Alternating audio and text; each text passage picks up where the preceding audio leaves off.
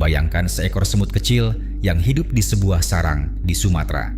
Seumur hidupnya, dunia yang ia kenal hanyalah beberapa meter tanah, akar pohon, dan jalur makanan yang dilalui koloninya setiap hari. Baginya, dunia berakhir tidak jauh dari tempat ia dilahirkan. Ia tidak pernah melihat lautan, tidak pernah menyaksikan pegunungan, dan bahkan tidak memiliki konsep tentang pulau-pulau yang membentang dari barat hingga timur Nusantara. Kemudian suatu hari, tanpa ia sadari, seorang manusia mengambilnya dan memasukkannya ke dalam saku baju. Manusia itu menaiki pesawat dan melakukan perjalanan ribuan kilometer melintasi Indonesia. Dalam hitungan jam, semut tersebut telah berpindah dari Sumatera menuju Papua dan kembali lagi ke tempat asalnya. Ketika ia dilepaskan dan kembali ke koloninya, ia mulai menceritakan pengalaman luar biasa yang baru saja dialaminya. Ia mengaku telah menempuh perjalanan yang sangat jauh dalam waktu yang sangat singkat. Namun, semut-semut lain tidak mempercayainya. Bagi mereka, perjalanan sejauh itu adalah sesuatu yang mustahil. Mereka menilai cerita tersebut berdasarkan pengalaman mereka sendiri, padahal pengalaman mereka sangat terbatas. Yang mereka anggap mustahil sebenarnya hanyalah sesuatu yang belum mampu mereka pahami.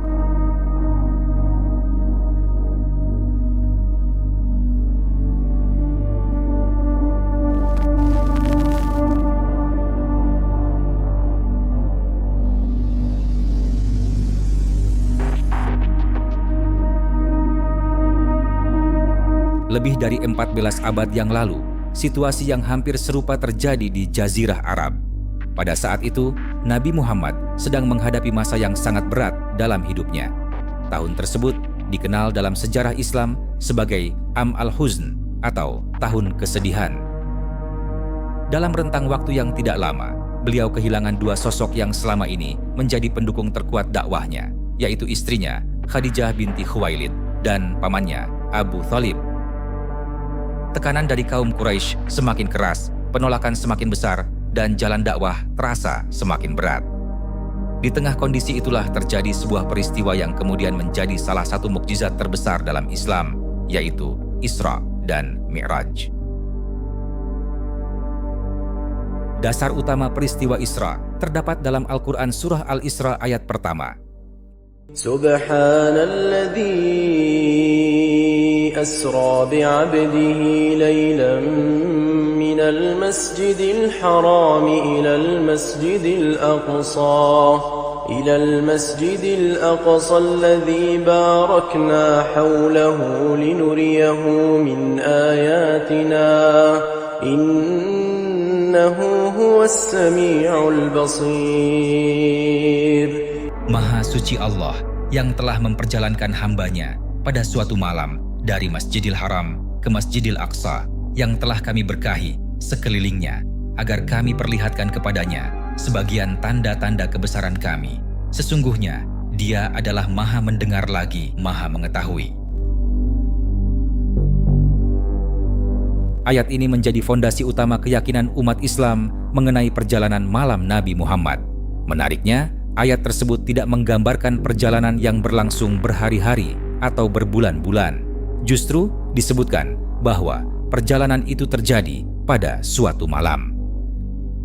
Dalam berbagai riwayat hadis sahih, setelah tiba di Masjidil Aqsa dan memimpin para nabi dalam sholat, Nabi Muhammad kemudian melanjutkan perjalanan Mi'raj, menembus lapisan-lapisan langit hingga mencapai Sidratul Muntaha, tempat yang digambarkan sebagai salah satu batas tertinggi yang diperlihatkan Allah kepada beliau.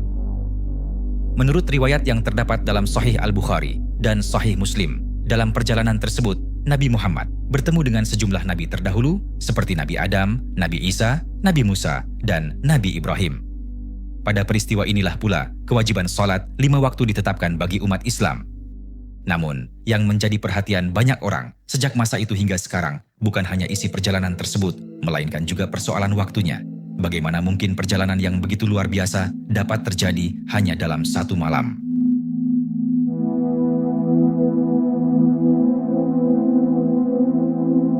Bagi masyarakat Arab abad ke-7, pertanyaan itu sangat wajar. Perjalanan dari Makkah ke Yerusalem saja memerlukan waktu yang sangat lama jika ditempuh menggunakan sarana transportasi pada masa itu. Ketika Nabi Muhammad menceritakan pengalaman tersebut, Sebagian orang menolaknya karena menganggap cerita itu tidak masuk akal. Mereka mencoba mengukur peristiwa luar biasa tersebut menggunakan standar perjalanan yang mereka kenal dalam kehidupan sehari-hari. Namun, berabad-abad kemudian, perkembangan ilmu pengetahuan mulai menunjukkan bahwa waktu ternyata bukan sesuatu yang sesederhana yang dibayangkan manusia. Selama ribuan tahun, waktu dianggap mutlak. Semua orang diyakini mengalami aliran waktu yang sama. Gagasan ini berasal dari pemahaman fisika klasik yang dipopulerkan oleh Isaac Newton. Menurut Newton, waktu mengalir secara seragam di seluruh alam semesta, tidak peduli siapa yang mengamatinya.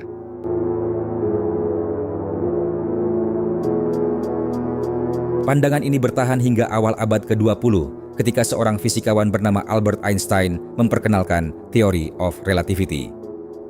Pada tahun 1905, Einstein menerbitkan makalah yang kemudian dikenal sebagai teori relativitas khusus.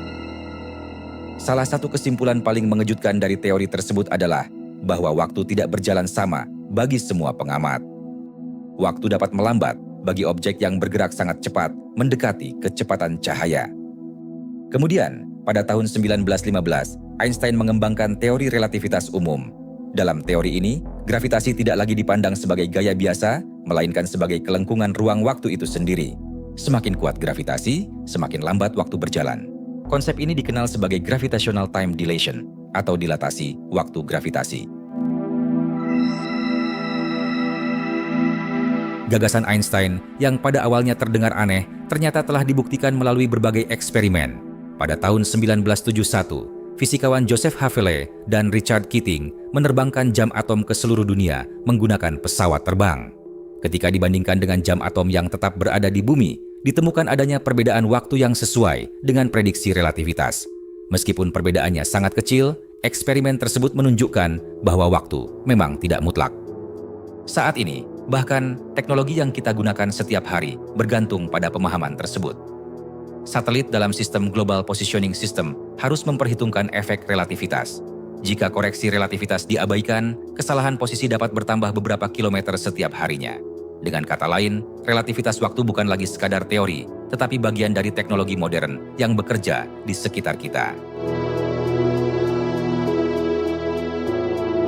Tentu saja, semua ini tidak berarti bahwa teori relativitas menjelaskan Isra Mi'raj. Tidak ada fisikawan yang menyatakan bahwa Einstein telah membuktikan peristiwa tersebut. Isra Mi'raj dalam Islam tetap dipahami sebagai mukjizat, yaitu peristiwa luar biasa yang terjadi atas kehendak Allah dan berada di luar hukum alam yang biasa dipahami manusia. Namun, relativitas memberikan sebuah pelajaran yang menarik. Sesuatu yang dahulu dianggap mustahil oleh akal sehat, ternyata bisa menjadi kenyataan ketika manusia memperoleh pemahaman yang lebih luas tentang alam semesta. Disinilah analogi semut tadi kembali menjadi relevan. Semut-semut yang menolak cerita temannya bukanlah makhluk bodoh. Mereka hanya berusaha memahami dunia menggunakan pengalaman yang mereka miliki. Masalahnya, pengalaman mereka terlalu sempit untuk menggambarkan realitas yang lebih besar. Pertanyaannya kemudian bukan lagi apakah semut itu berbohong atau tidak. Pertanyaannya adalah, apakah para semut memiliki cukup pengetahuan untuk menilai apa yang mungkin dan apa yang tidak mungkin? Dan mungkin pertanyaan yang sama juga layak diajukan kepada manusia ketika berbicara tentang ruang, waktu, dan misteri-misteri terbesar alam semesta. Jika dalam 100 tahun terakhir saja, pemahaman manusia tentang waktu telah berubah secara drastis, mungkinkah masih ada aspek-aspek realitas yang hingga hari ini belum kita pahami? Mungkinkah alam semesta jauh lebih luas, lebih kompleks, dan lebih menakjubkan daripada yang dapat dijangkau oleh pengalaman sehari-hari kita?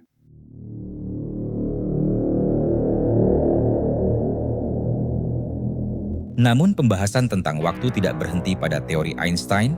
Jauh sebelum manusia memiliki teleskop modern, satelit, atau jam atom, konsep mengenai perbedaan ukuran waktu sudah muncul dalam berbagai ayat Al-Quran. Tentu saja, ayat-ayat ini tidak diturunkan sebagai buku fisika, dan para ulama tidak menafsirkannya sebagai rumus ilmiah.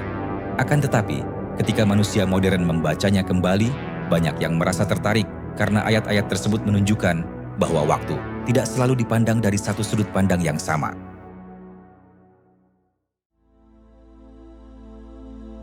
Salah satu ayat yang paling sering dikutip adalah surah Al-Hajj, ayat 47. Sesungguhnya sehari di sisi Tuhanmu adalah seperti 1000 tahun menurut perhitunganmu. Kemudian, Dalam surah As-Sajdah ayat 5 disebutkan, kemudian urusan itu naik kepadanya dalam satu hari yang kadarnya 1000 tahun menurut perhitunganmu. Dan yang paling menarik, perhatian banyak orang terdapat dalam surah Al-Ma'arij ayat 4. Para malaikat dan ruh naik kepadanya dalam satu hari yang kadarnya 50.000 tahun. Bagi sebagian orang, ayat-ayat ini menimbulkan pertanyaan yang mendalam. Mengapa Al-Quran menggunakan ukuran waktu yang berbeda-beda? Mengapa satu hari dapat disandingkan dengan 1000 tahun, bahkan 50.000 tahun? Dalam tafsir klasik, ayat-ayat tersebut umumnya dipahami sebagai penjelasan tentang perbedaan perspektif antara waktu yang dialami manusia dengan urusan yang berada dalam ketetapan Allah. Namun, bagi pembaca modern, ayat-ayat ini juga memunculkan renungan bahwa waktu mungkin tidak sesederhana yang dirasakan oleh manusia dalam kehidupan sehari-hari. Menariknya, fisika modern juga sampai pada kesimpulan yang kurang lebih serupa, meskipun melalui jalur yang sama sekali berbeda. Einstein menunjukkan bahwa waktu bukanlah panggung tetap tempat seluruh peristiwa terjadi. Waktu justru merupakan bagian dari struktur alam semesta itu sendiri. Apa yang disebut 1 detik bagi seseorang belum tentu identik dengan 1 detik bagi orang lain yang berada dalam kondisi berbeda. Untuk memahami betapa anehnya konsep ini, bayangkan 2 orang kembar. Salah satu tetap tinggal di bumi, sementara yang lain menaiki pesawat luar angkasa yang mampu bergerak mendekati kecepatan cahaya. Setelah melakukan perjalanan panjang, sang astronot kembali ke bumi. Menurut jam yang dibawanya, mungkin hanya beberapa tahun yang telah berlalu. Namun ketika ia kembali, puluhan bahkan ratusan tahun bisa saja telah berlalu di bumi. Fenomena ini dikenal sebagai twin paradox atau paradoks kembar. Meskipun disebut paradoks, peristiwa ini merupakan konsekuensi matematis dari relativitas dan telah didukung oleh berbagai eksperimen fisika. Disinilah manusia mulai menyadari sesuatu yang mengejutkan. Selama ribuan tahun kita mengira waktu adalah sesuatu yang mutlak. Ternyata waktu bisa meregang dan menyusut tergantung kondisi. Alam semesta tidak bekerja sesuai intuisi sehari-hari manusia. Pemahaman ini menjadi semakin menarik ketika para ilmuwan mulai mempelajari objek paling ekstrem di alam semesta, yaitu lubang hitam. Salah satu tokoh yang banyak berkontribusi dalam penelitian ini adalah Stephen Hawking. Di sekitar lubang hitam, gravitasi menjadi begitu kuat sehingga ruang dan waktu mengalami kelengkungan yang luar biasa. Semakin dekat seseorang ke lubang hitam, semakin lambat waktu berjalan baginya dibandingkan dengan orang yang berada jauh dari lubang hitam tersebut. Konsep inilah yang kemudian dipopulerkan dalam film Interstellar. Dalam salah satu adegannya, para astronot mendarat di sebuah planet yang berada sangat dekat dengan lubang hitam raksasa bernama Gargantua. Karena efek gravitasi yang sangat ekstrim, 1 jam di permukaan planet tersebut setara dengan sekitar 7 tahun di bumi. Ketika mereka kembali ke pesawat, puluhan tahun telah berlalu bagi rekan mereka yang menunggu di orbit. Maximum velocity achieved. Prepare to fire escape thrusters. Bagi penonton awam, adegan tersebut tampak seperti fiksi ilmiah yang berlebihan. Namun yang menarik, konsep dasar di baliknya berasal dari persamaan relativitas umum Einstein. Film itu bahkan melibatkan fisikawan Kip Thorne sebagai konsultan ilmiah untuk memastikan penggambaran lubang hitam dan dilatasi waktu tetap sesuai dengan hukum fisika yang diketahui saat ini. Semua ini membawa kita pada sebuah pertanyaan yang lebih besar. Jika waktu dapat berjalan berbeda di berbagai tempat di alam semesta, lalu apa sebenarnya waktu itu? Apakah waktu benar-benar mengalir seperti sungai dari masa lalu menuju masa depan? Ataukah waktu hanyalah cara manusia merasakan perubahan? Pertanyaan tersebut ternyata masih menjadi perdebatan hingga hari ini. Sebagian fisikawan berpendapat bahwa masa lalu, masa kini, dan masa depan mungkin sama-sama ada dalam struktur ruang waktu 4 dimensi. Pandangan ini sering disebut sebagai block universe theory. Dalam model ini, alam semesta dapat dibayangkan seperti sebuah buku yang seluruh halamannya sudah ada sekaligus. Kita hanya membaca halaman demi halaman sehingga muncul ilusi bahwa waktu sedang bergerak maju. Jika gagasan itu terdengar aneh, itu karena memang demikian. Bahkan Albert Einstein sendiri pernah menulis kepada keluarga sahabatnya bahwa perbedaan antara masa lalu, masa kini, dan masa depan hanyalah ilusi yang sangat membandel. Pernyataan tersebut tidak berarti Einstein percaya bahwa waktu tidak ada, tetapi menunjukkan betapa berbeda pemahaman fisika modern dibandingkan intuisi manusia sehari-hari.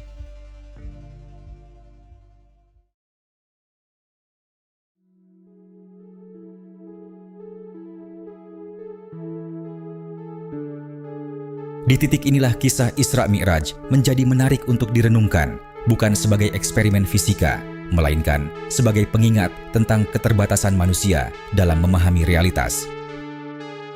Orang-orang yang hidup di Makkah abad ke-7 menilai peristiwa itu berdasarkan pengalaman perjalanan yang mereka kenal. Sama seperti semut yang mencoba menilai perjalanan udara menggunakan ukuran langkah kakinya sendiri. Mereka menggunakan alat ukur yang terlalu kecil untuk memahami sesuatu yang jauh lebih besar. Dan mungkin itulah pelajaran paling menarik dari seluruh pembahasan ini.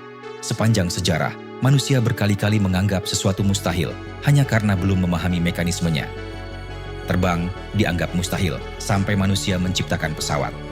Berkomunikasi lintas benua secara langsung dianggap mustahil sampai ditemukan radio dan internet. Waktu dianggap mutlak sampai Einstein menunjukkan bahwa ia dapat melambat dan berubah. Maka ketika kita berbicara tentang Isra Mi'raj, relativitas, ruang waktu, atau misteri alam semesta lainnya, mungkin pertanyaan yang paling penting bukanlah apakah hal ini sesuai dengan pengalaman saya, melainkan apakah pengalaman saya cukup luas untuk menilai seluruh kemungkinan yang ada di alam semesta.